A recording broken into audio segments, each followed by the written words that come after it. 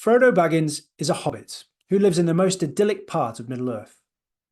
Hobbits lead lives filled with manual work during the day and spend their evenings enjoying themselves at the pub, eating food, drinking, and smoking pipeweed. Their homeland, the Shire, is a sheltered haven.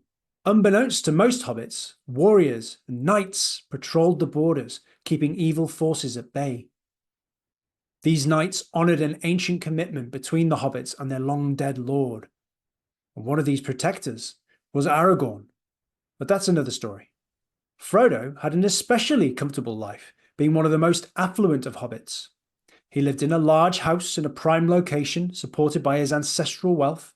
Yet, despite all these comforts, Frodo chose to leave the best place on earth to venture into the worst. Why? Because he was the only one who could. When Frodo arrived at Rivendell with the ring, a great council of men, elves and dwarves convened to decide its fate. The council quickly descended into arguments, unable to agree on a course of action. It became clear to Frodo that he was the only one who could take this monumental task on. This illustrates the concept of unique life purpose. Each of us have a puzzle piece to put in place, and if we don't put it in place, the whole picture remains incomplete and everyone else loses out. In Frodo's case, had he not taken the ring, extreme materialism, embodied by cruelty, malice, and the desire for power, would have prevailed. He stood up and accepted this immense burden because no one else could.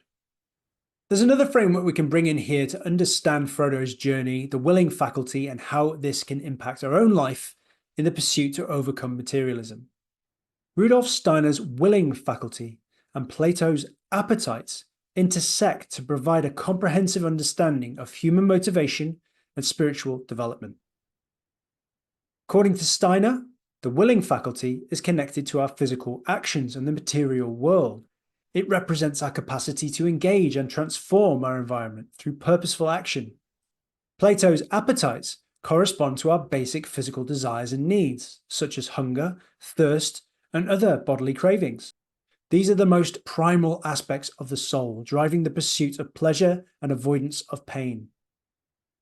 Both frameworks highlight the importance of mastering our base desires to achieve spiritual growth.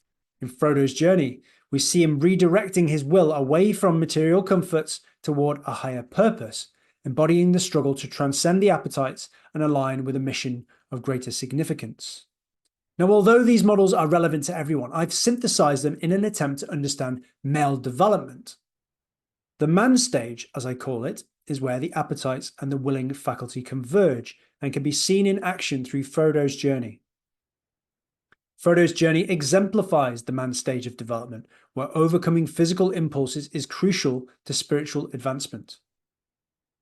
The man stage involves facing and overcoming physical and material temptations that keep us comfortable and complacent.